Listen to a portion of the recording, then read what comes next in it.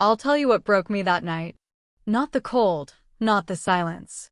It was the way their laughter rose when I tore the paper and found nothing inside. Christmas Eve in Maplewood, Ohio. Snow packed against the windows like old cotton. The tree blinked with red and gold lights, too bright, too cheerful for what was about to happen. I sat in the corner armchair, cardigan pulled tight around me, watching the family I once believed was mine. My son David, his wife Laura, and their two kids, Sammy and Chloe, bustling around the tree like actors in a commercial.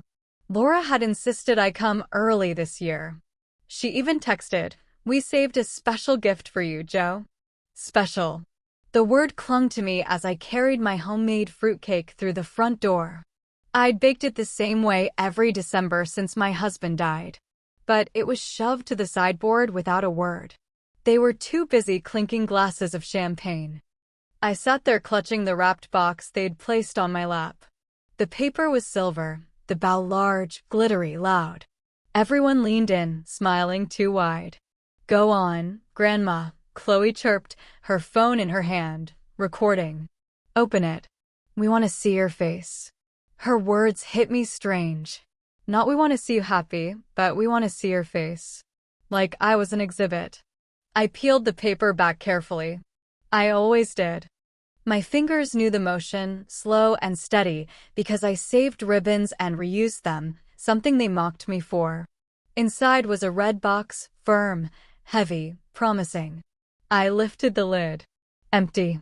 Not just empty, lined with tissue paper, smoothed neatly, like someone had taken time to make sure it looked presentable in its nothingness. For a moment, the room went still. Then Sammy burst out laughing. Chloe followed, phone raised higher. Even Laura chuckled, covering her mouth in a fake gasp. David. My boy. My own son. He just shook his head with a grin. Guess Santa forgot to fill it, Mom. Maybe next year. Their laughter spilled across the living room, bouncing off the ornaments, tangling with the smell of cinnamon candles. My ears burned. My chest felt like it was folding in on itself. I didn't laugh. I didn't cry. I just looked into that empty box, at the tissue paper that rustled in the draft, and thought, this is what I am to them. A box. Pretty on the outside. Hollow inside. "Come on, Grandma, don't be mad," Chloe said, rolling her eyes. "It's just a prank." A prank. On Christmas Eve. In front of the tree where I once watched David rip open toy trains with eyes wide as the winter sky. Back then, he'd always run to me first, shouting, "Thank you, Mom." Now he couldn't even muster a sorry. I set the lid back on the box. My hands didn't shake. I placed it on the coffee table gently, like it might break, though it was already broken. Laura leaned in, her perfume sharp, expensive, choking out the faint pine scent of the tree. "Oh, Joe, don't sulk. We all thought it'd be funny. You should have seen your face." That did it. My patience cracked like thin ice under a heavy boot. "My face," I said, my voice low, flat. "That's what you wanted? To watch me open nothing and laugh at it?" No one answered. Sammy fiddled with his phone. Chloe whispered something to Laura and snickered. David cleared his throat, muttering, "Don't make this a big deal, Mom. It's just a joke." A joke. I looked around the room. The fireplace glowed. Stockings hung in neat rows, their names embroidered in gold. Not mine. Never mine. The table sparkled with plates of glazed ham, mashed potatoes, sugared pecans.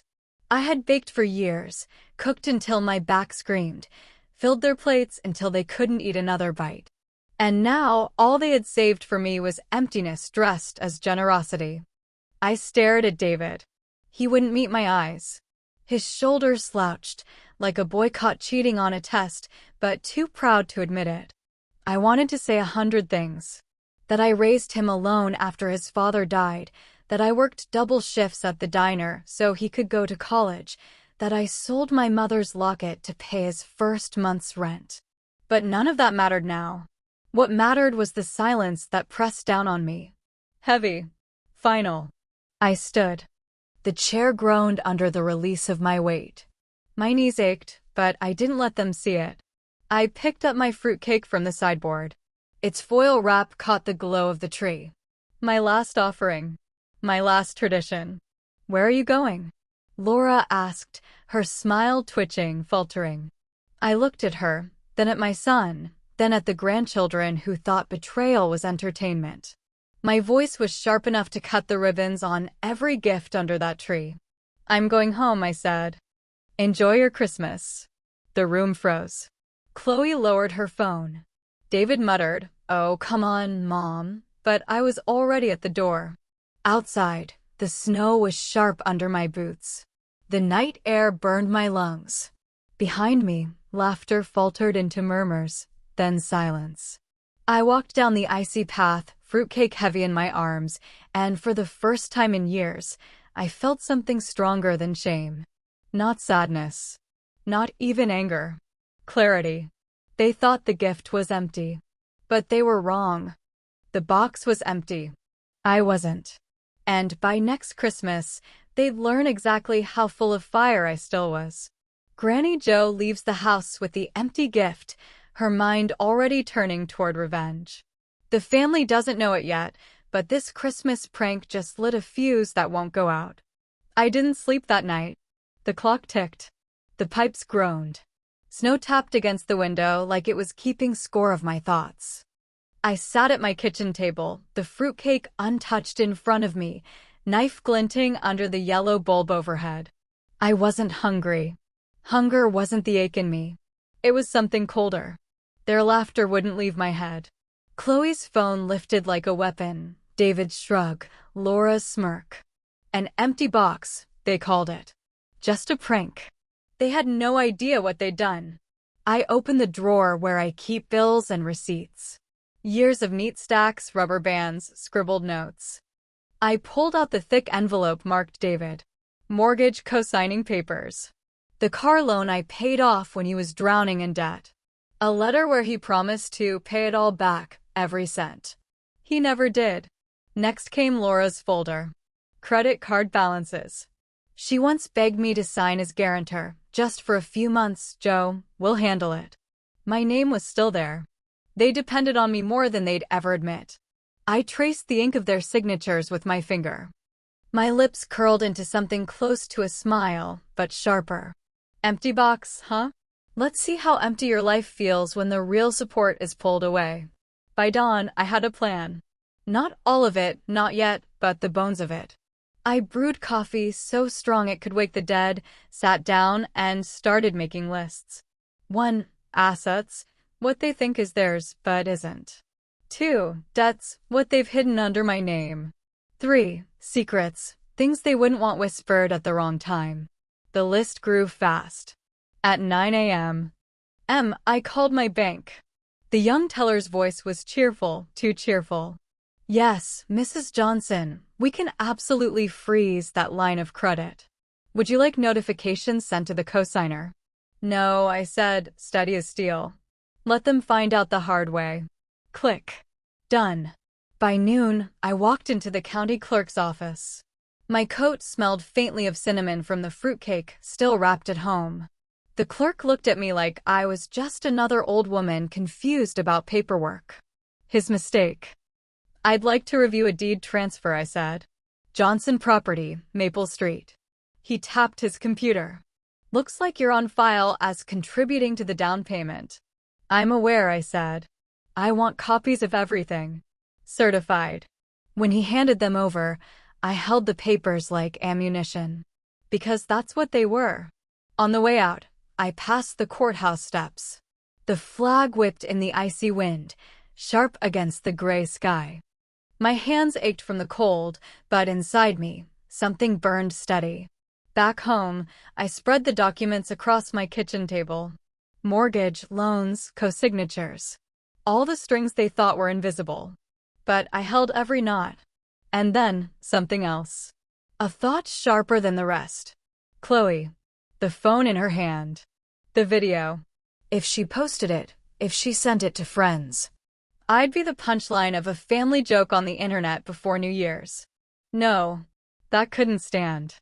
I opened my laptop. My fingers weren't fast, but they were sure.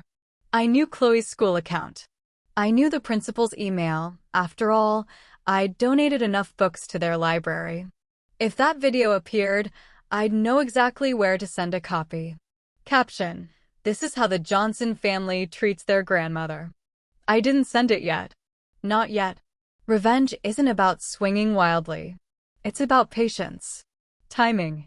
Making sure when you strike, they can't get back up. The house was quiet when the phone rang. David. I let it buzz until the voicemail picked up.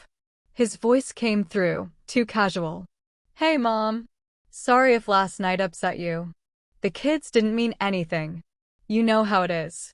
Anyway, we'll see you tomorrow for brunch, right? Bring that cake. The kids love it. The nerve. The arrogance. He thought I'd be back at that table, smiling like nothing happened. I deleted the message. My finger hovered for a moment, then pressed harder than needed. Gone. I stood by the window. Outside, children's voices carried through the cold air. Someone down the street was building a snowman. Laughter rose, pure and bright. A sound I used to love. Now, all I could hear was my own voice in my head. They don't get to laugh at me again. They'll choke on it before the year is out. I pulled the curtain shut. And on the table behind me, the folders waited. Evidence. Power. The first move had been made. Granny Jo has frozen their credit line and gathered proof of debts and deeds. But Chloe's video looms like a hidden knife, one that could cut either way if she releases it. You don't swing the hammer first. You loosen the screws. So when the walls fall, they can't figure out which hit did it. By Monday morning, the screws were loose. I'd frozen their credit, pulled deeds, and stacked folders like dominoes on my kitchen table. It was time to tip the first one. I started small. Insurance. Laura had begged me last spring to co-sign her family plan. Said it was temporary, just to get through a gap. Temporary, my foot. She'd never switched it back. My name still guaranteed half of their medical coverage. One call, calm and clipped, and the policy was suspended pending review. The rep on the phone hesitated. Ma'am, that will affect dependents, children, spouse. I know, I said. My voice didn't shake. Send confirmation by mail. Not email. Mail. Click. Done. By lunchtime, I walked to the post office with a stack of envelopes. Each one held certified copies of the loans, the deeds, the co-signed agreements. I addressed them not to David or Laura, but to their mortgage officer, their bank branch, even the HOA president Laura liked to brag about. Every institution that thought the Johnsons were stable, responsible, respectable, well, they were about to get the truth in black and white. I slid the stack into the slot. The sound of paper hitting metal echoed like a gunshot. Walking home, the snow crunched under my boots, sharp and loud. The air smelled of wood smoke from a neighbor's chimney. I breathed it in steady. For the first time in years, I didn't feel like a ghost in this town. I felt like thunder waiting on the horizon. At 3:14 p.m., the first call came. David. I let it ring out. A voicemail. His voice tight this time, not casual. Mom, the insurance company just called. They said the account's inactive? Did you? Look, I don't know what's going on, but this isn't funny. Call me. Not funny. The words made me laugh, bitter and low. A prank wasn't funny, but watching their castle sink? That was justice. By evening, I had mail of my own. A thin envelope from the bank confirming closure of Laura's credit card line. I placed it on the table beside the fruitcake, untouched still, heavy with silence. Both were proof, one of my patience, one of their cruelty. I poured tea, sat at the table, and thought about the video. Chloe's phone had caught it, me opening nothing, their laughter filling the room. If she shared it, the town would see me humiliated. But what if I flipped it? What if the whole town saw them for what they were? I set the teacup down so hard it rattled. Yes, that would be next. I knew people at church. Women who'd been cast aside by their own children. One runs the church newsletter. Another moderates the town Facebook page. They'd love a story. Not for gossip, but for truth. I'd let the video breathe where it hurt the most: public, undeniable, raw. But not yet. Timing. At 9:07 that night, Laura called. Not David. Laura. Her voice dripped honey, but cracked around the edges. Joe, we need to talk. There's been some kind of mix-up. Our insurance is suspended, our credit cards frozen. The bank says paperwork was mailed, your name's on everything. Please tell me this is a mistake. I let her talk. Let her beg in circles. Then I cut in, my tone flat as ice. Mistakes are accidents. This isn't. She gasped. Why? We're family. I almost laughed. Family. That word, spoken by the woman who handed me an empty box with a smile. You showed me what I was to you, I said. Now I'm just returning the gift. I hung up before she could answer. The house was silent. Outside, the snow fell heavier, muting every sound. I leaned back in my chair, heart steady, hands calm. The first blow had landed. But the war had just begun. And tomorrow, everyone in Maplewood would see the Johnsons' perfect little Christmas for what it really was: rotted at the core. Granny Jo has cut their insurance and credit, mailed proof to banks and neighbors, and hinted at releasing the Christmas prank video publicly. The family is panicking, but she's only getting started. The morning after I hung up on Laura, Maplewood felt different. Not the weather, the snow still lay heavy on the sidewalks, gray with salt and exhaust. But the air around town buzzed. A kind of murmur. A rumor just starting to grow teeth. I walked to the bakery for my usual rye loaf. Inside, heads turned. Not pitying looks. Curious. Measuring. Morning, Joe, the girl at the counter said, but her eyes darted to the couple behind me, like she knew something I didn't. By the time I reached home, I did know. The church newsletter had arrived early. Folded neat, smelling of ink and coffee. Right there on page 2, under Community Concerns, was a grainy still image. Me, sitting in that armchair on Christmas Eve, silver paper in my lap, staring into a box of nothing. And beside me, Laura and the kids doubled over in laughter. The caption? Is this how Maplewood treats its elders? No names, but no one in town needed names. Everyone knew the Johnsons. Their house on Maple Street, their matching sweaters every December, their smug holiday cards bragging about promotions and perfect children. Now everyone saw what I saw: cruelty dressed as cheer. By noon, my phone was full of messages.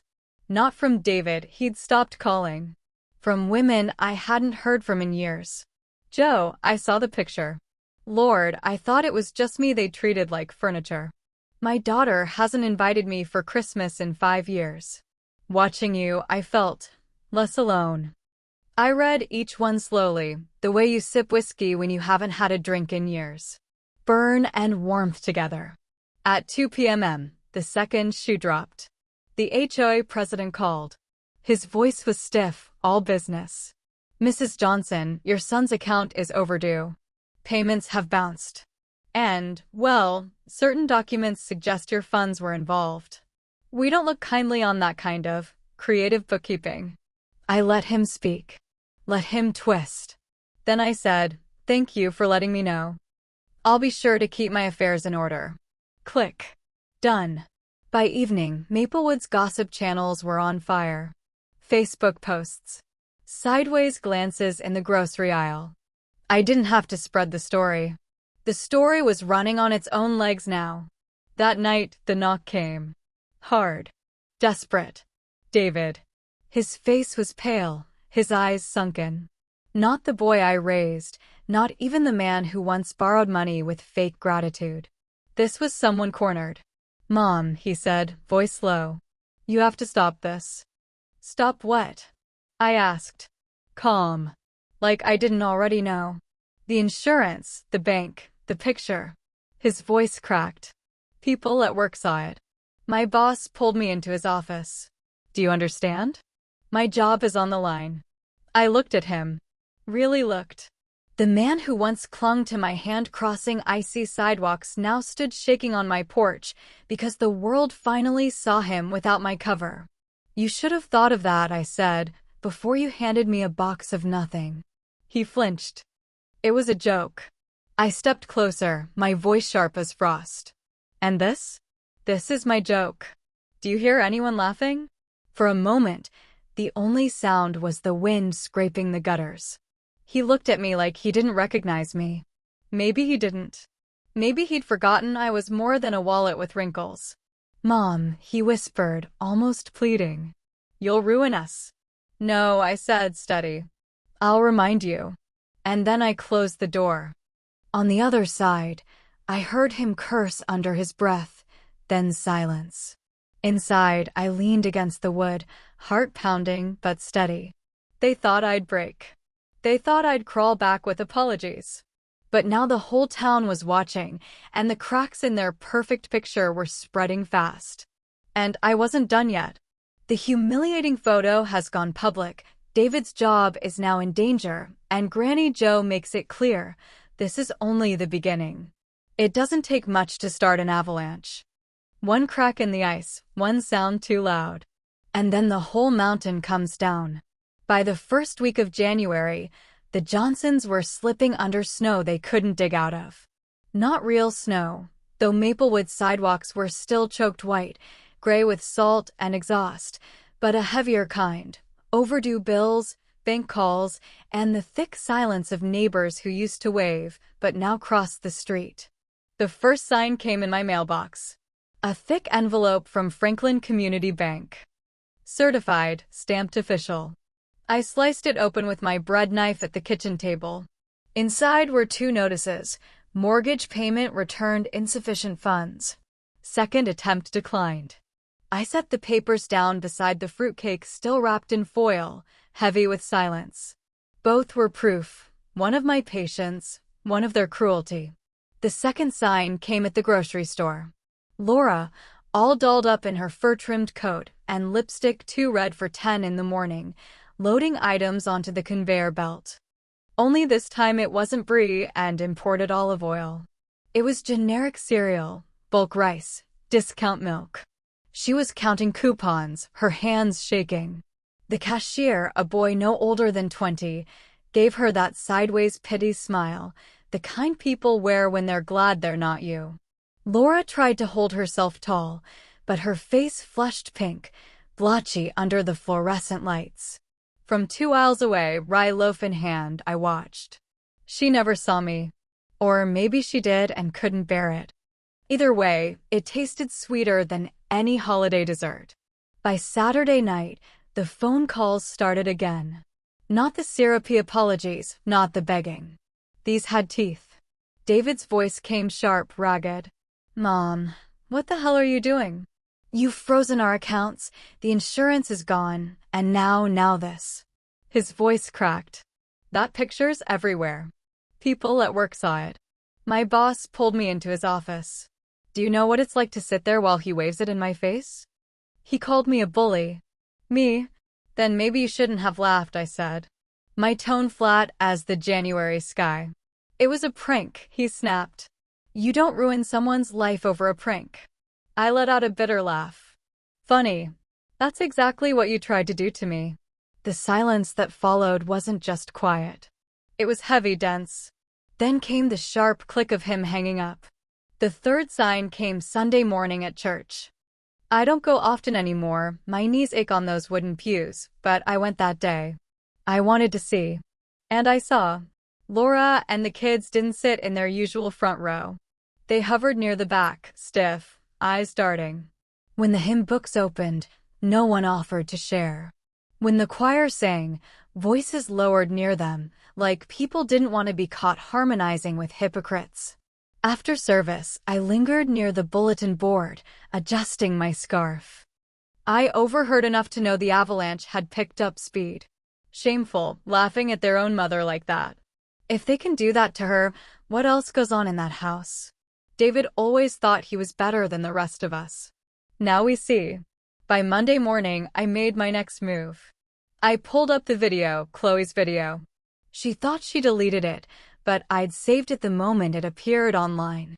All it took was a right click. There I was, unwrapping the silver paper. There was the empty box. And there they were, my son, his wife, my grandchildren, laughing until they nearly fell off the couch. The sound of that laughter, once a blade in my chest, now cut them instead. I attached it to an email.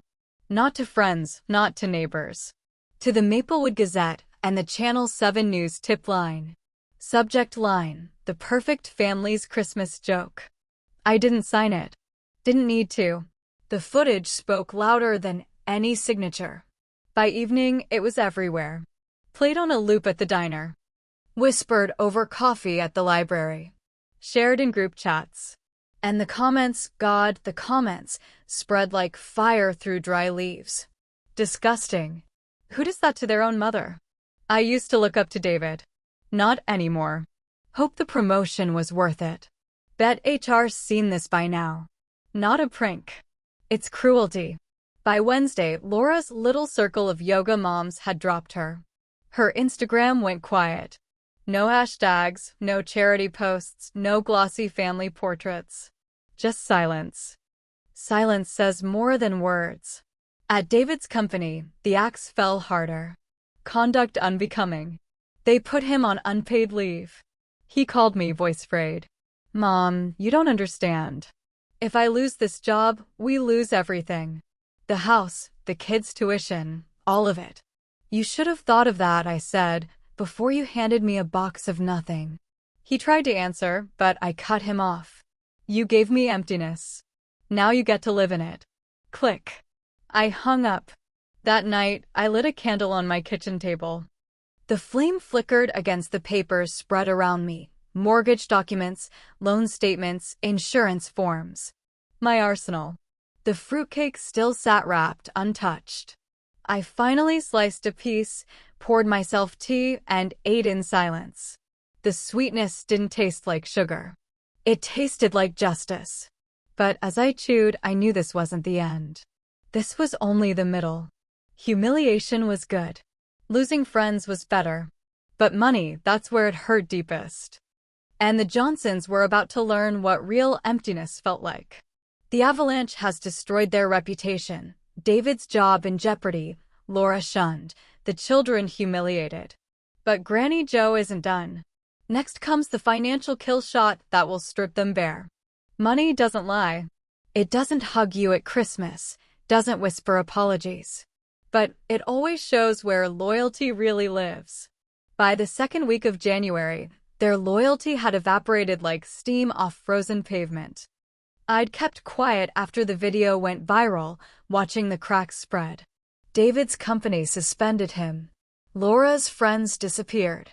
The kids stopped posting their staged little selfies. Maplewood had turned its back. That was humiliation. But humiliation fades. Bills don't. So I sharpened the blade. On Monday, I met with a lawyer downtown. His office smelled of leather and printer ink, the kind of place where truth gets notarized. He was younger than me by 30 years, but his eyes widened when I slid the folders across his desk. Mortgage papers. Co-signed loans. Insurance agreements. Every signature tying them to me like chains. I want every tie cut, I said. My voice didn't shake. I don't care if it drowns them. They threw me overboard first. He flipped through the papers slowly, nodding. We can revoke your guarantees. File notices. Once it's processed, their accounts will collapse without your backing. Good, I said. Make it fast. By Wednesday, the calls started again.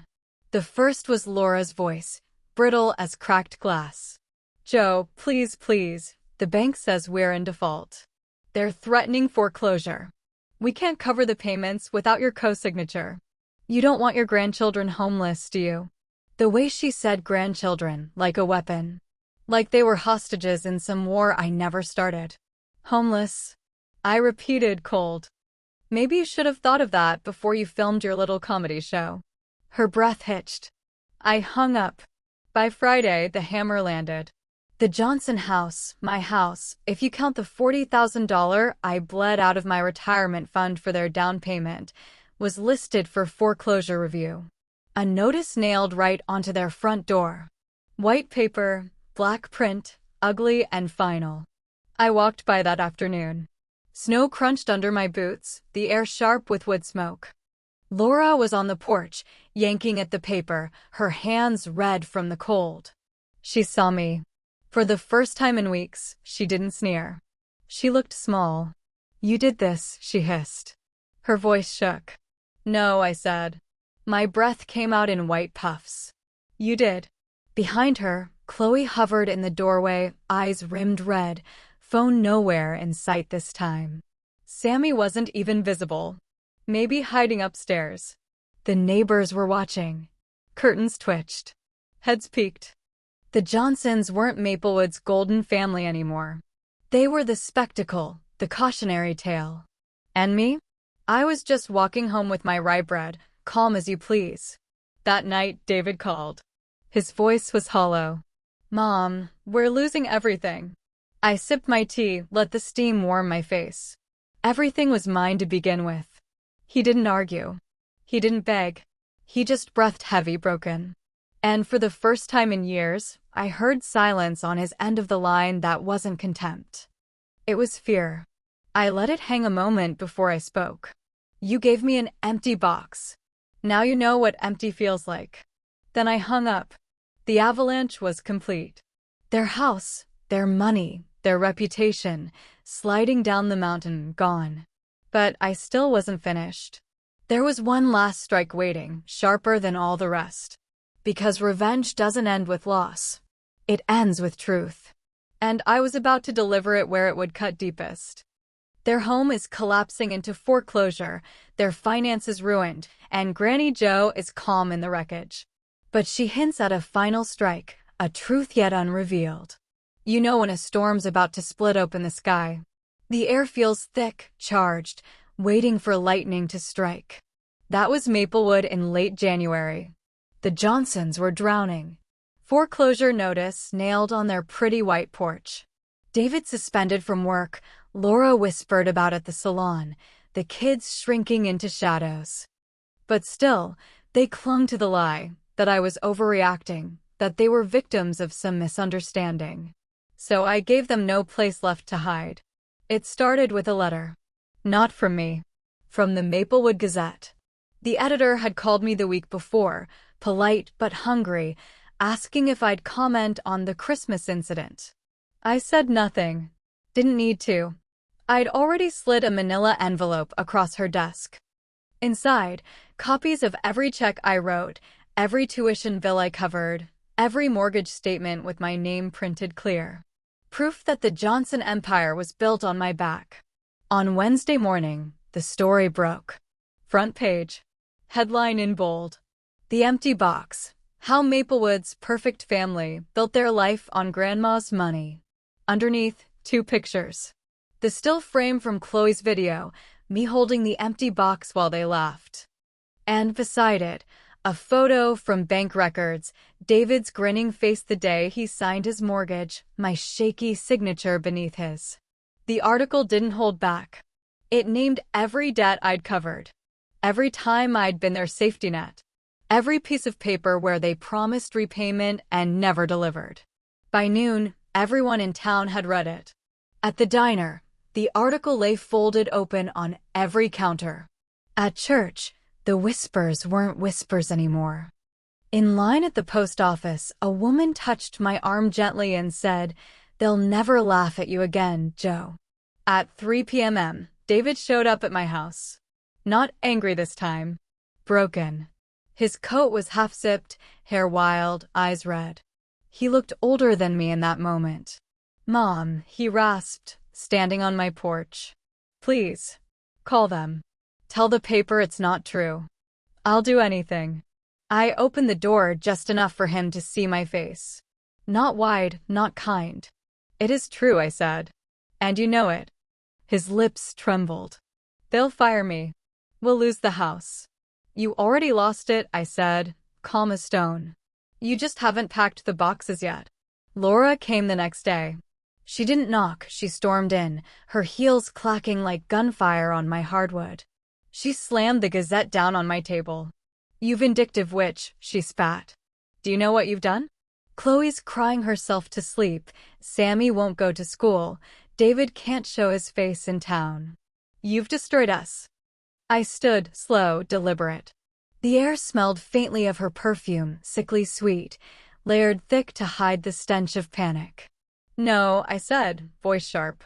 "You destroyed yourselves." I just stopped sweeping the pieces under the rug. Her eyes glittered with hate. She wanted to strike, I could see it, the way her hand twitched against the paper. But she didn't. She turned, grabbed the doorknob, and hissed, "You'll die alone for this." The door slammed so hard the windows rattled. I sat back down at my table, lit a candle, ate a slice of the fruitcake that had lasted longer than their empire. And as the snow fell outside, thick and relentless, I knew the storm wasn't over yet. There was one more strike left in me. One truth they hadn't faced. One door I was going to close forever. The town now knows everything, the debts, the betrayal, the empty box. David and Laura are broken, the children humiliated. But Granny Jo hints at one final, devastating move that will finish the revenge once and for all. Revenge isn't about fire. It's about silence. The kind that echoes after the shouting's done. By February, the Johnsons were shadows of themselves. The house stood half empty, boxes stacked in the windows like gravestones. David lost his job. Laura was selling jewelry on Facebook Marketplace, cheap captions under glossy rings she once flaunted at the country club. Chloe quit cheerleading. Sammy stopped smiling. Maplewood no longer whispered about them, it pitted them. And pity cuts deeper than hate. I could have stopped there. Let them crumble under the weight of their own debts. But one thing remained. The will. For years, David had power of attorney. He thought my house, my savings, my land would all fall into his lap when I was gone. A golden parachute. A reward for cruelty. I changed it. Quietly. Legally. Irrevocably. The lawyer slid the papers across his polished desk. All assets, trusts, accounts shifted. Beneficiaries updated. I signed my name with a steady hand. No tremor. No hesitation. Not a cent to David. Not a crumb to Laura. Not a dime to the children who laughed as I opened emptiness. Instead, the bulk went to Maplewood's women's shelter, the one I'd scrubbed floors in when I was younger, the place that gave me a bed when I had nothing but bruises and hope. And a portion went into a trust, small but solid, for kids in town who'd lost grandparents. Kids who needed someone steady. Kids who knew what it was to be forgotten. When I left the lawyer's office, the air was sharp, clean. Like the storm had broken and left the world scrubbed new. 2 nights later, the phone rang. David's number. I almost didn't answer. Almost. His voice was hoarse. "Mom, we got the letter. The will. Is it true?" "Yes," I said. One word, sharp as a blade.